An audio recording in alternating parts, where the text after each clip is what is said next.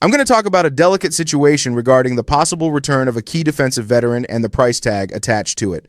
I'll also dive into a contract that could turn into a massive headache with one of our offensive stars, a priority free agent who might jump ship from Dallas straight to a division rival, and some coaching staff drama. We've got an assistant with one foot out the door, which could mess with our quarterback directly. So Cowboys fans, listen up, because today we've got money, internal power moves, roster decisions, and real risks all clashing at once. Stay with me while I break down everything happening in Dallas right now, and let's get into the video. All right, starting off with the talk about Jadeveon Clowney possibly coming back in 2026. It looks simple on the surface, but it's way more uncomfortable when you look at it from the right angle. It's not just about wanting the guy or not, it's about the price, his age, and the roster context. That's where the alarm bells start ringing in Dallas. Clowney arrived as an emergency fix after that massive decision to trade Micah Parsons before the season.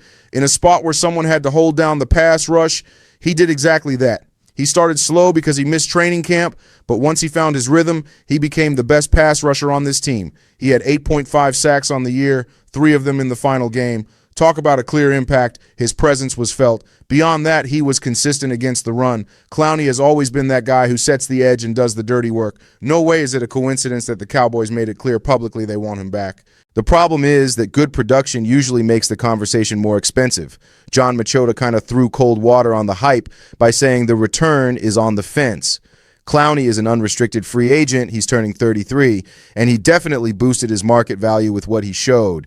Dallas doesn't usually pay big for veterans that age without much contract control. Machota was blunt. The Cowboys want him, but only if the number makes sense. That changes everything. If Clowney asks for more than the front office wants to pay, the door isn't shut, but it isn't wide open either. It becomes a cold, calculated negotiation. Then you look at the other names at the position, Dante Fowler, Sam Williams, Peyton Turner.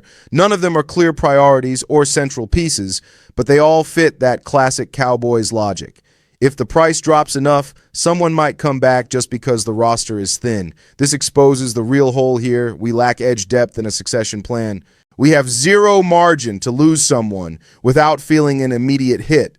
The ideal move would be bringing Clowney back on a short 1 or 2 year deal and using the number 12 pick in the draft to grab a high-level pass rusher to develop alongside him and Donovan Ezeruaku.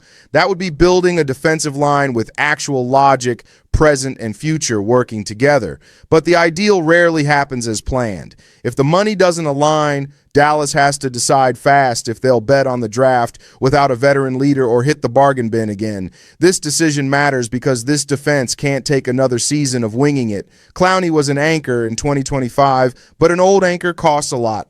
The Cowboys have to decide if they pay for immediate stability or risk starting another defensive cycle without a proven pillar. That choice, which seems small, ties directly into our next topic because while the defense tries to reorganize, the offense is facing a financial dilemma that could turn into one of the biggest internal battles of the offseason. Now let's get into the George Pickens situation. This is entering that classic Cowboys territory where talent, ego, money, and timing all collide. Usually when that happens, the ending isn't pretty. Everything that was simple yesterday becomes a power struggle. Pickens did exactly what Dallas expected on the field, maybe even more. 93 catches, 1,429 yards, 9 touchdowns. He was top 10 in the league in receptions and top 3 in yards. That is absolute WR1 production while playing next to CeeDee Lamb. Off the field, he wasn't a problem. No distractions, no negative headlines. The marriage worked. Jerry Jones spent all year praising his passion and his attitude. But the bill is coming due, and it's a heavy one. The market has already priced Pickens as a top star. Spotrac projects something around $30 million a year, a 4-year deal crossing $120 million. Then the uncomfortable question pops up, how much money can you put into a position that already has one of the biggest contracts in the league? Lamb makes about $34 million on average. Having 2 contracts that size in one group completely changes the roster structure. It's not just a number, it's a domino effect. Less margin for the defense, less flexibility for mistakes, no room for adjustments. Jerry Jones still has that history of negotiating on his own timeline, waiting, stretching talks, and testing limits. But with Pickens, that's a dangerous game. There's a tool that looks like a solution, the franchise tag, but it's really not. Technically, Dallas can keep Pickens for a year for about $28 million, but the whole league knows these kinds of players don't usually accept the tag with a smile. Jeremy Fowler put out a warning after talking to NFL executives. Pickens is going to want a long-term deal way above that. If it doesn't happen, there's a real chance he skips part of the offseason, maybe training camp, maybe more. That turns into friction and noise. Plus, there's the detail that Pickens is represented by the same agency as Micah Parsons, Athletes First. Everyone remembers how that relationship ended. Jones doesn't like strong middlemen. He likes direct talks, and that clash of styles has cost us before.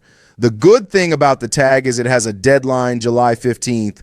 By then, you either fix it or it implodes. You can't kick the can forever, but the fact that insiders are already calling this sticky shows it won't be a smooth negotiation. This puts Dallas at a crossroads.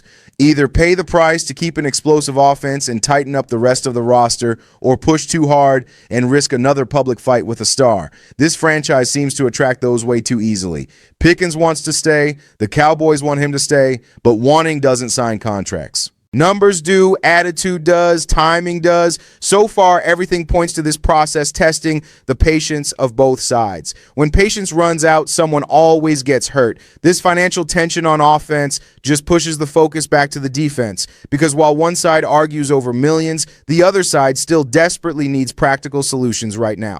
Before we move on, if this kind of direct talk makes sense to you, go ahead and hit the like button and subscribe. We're moving into a decision that could shift the balance of the roster and even strengthen a direct division rival. Man, the possibility of Javonte Williams leaving Dallas to sign with the Washington Commanders is real. It hits a sensitive spot that the Cowboys try to act casual about, but it's more serious than it looks. It's not just about losing a running back, it's about losing control of the narrative and the division at the same time. Both Jerry Jones and Williams himself made it clear during the season that the plan was to stay together. New contract, continuity, an environment that works. The talk was all aligned. That builds expectations. But free agency doesn't care about talk once money and opportunity hit the table.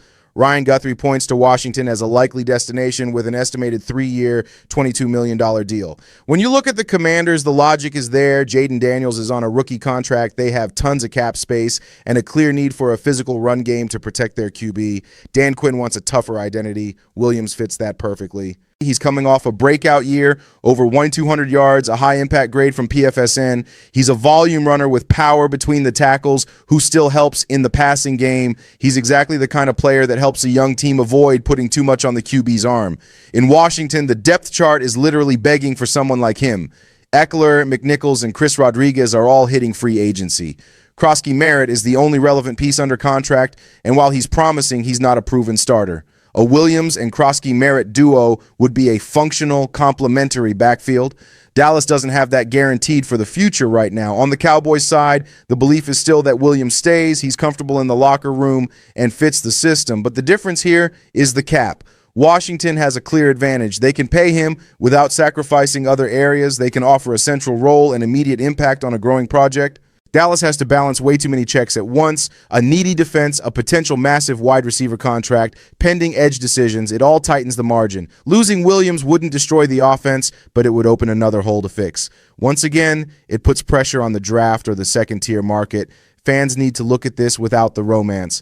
Running back is a devalued position, but a reliable runner is still key for controlling the game, especially for a team that wants to help its quarterback. If Williams leaves, it's not a betrayal and it's not a surprise. It's just the reality of the situation. What really stings is seeing a productive player strengthen a rival while Dallas is still trying to get organized. That's the kind of move that makes you pay twice a year within the NFC East. It shows how every decision this offseason is linked. Some players leave for money, others for opportunity, and it all pushes the Cowboys into tighter, less comfortable choices. Finally, news broke today that the Cowboys risk losing a key assistant coach. This might not grab headlines like a player contract or a draft pick, but this is often where the structure starts to shake.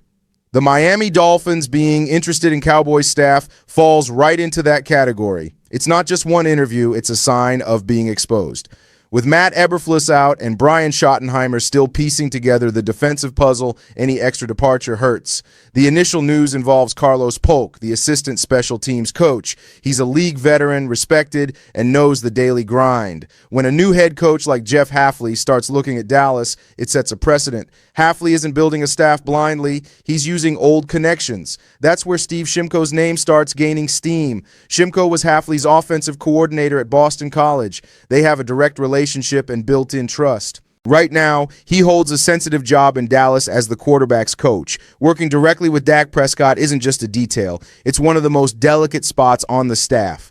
Prescott is coming off a strong year, top 5 in yards, touchdowns, and QBR, high efficiency, low picks. That's never just player talent, it's continuity and comfort in the system. Losing that link now would force Schottenheimer to make a fast decision. Rushed coaching decisions usually cause noise. The Cowboys have been through this: new QB coach, new language, new reads. It all affects the offense, even with an experienced quarterback. The bigger problem isn't even if Shimko leaves, it's the domino effect. If Miami grabs one name and succeeds, other teams will start looking at the same building, especially during a defensive transition. The NFL works like this: a fragile staff becomes a target. Dallas needs to be ready to keep who they consider essential and accept losing who isn't a priority. But that needs to be a clear internal plan, not a reaction.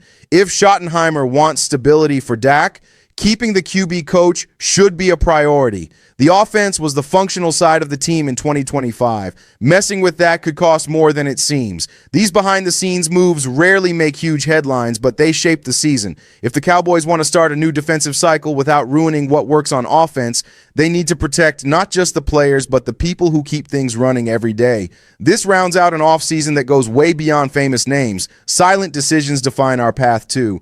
All these situations show how the Cowboys are entering an offseason where nothing can be treated as a minor detail. Money, the roster, the coaching staff, it's all connected. Any bad calculation becomes a bigger problem down the road. Fans have seen this movie too many times to accept easy talk. It's time to demand clarity, consistency, and guts in these decisions. If you agree, or if you think we should go a different way, comment down below. Hit the like, subscribe to the channel, because that pressure needs to be there the whole time. The conversation continues, and I'll talk to you in the next video.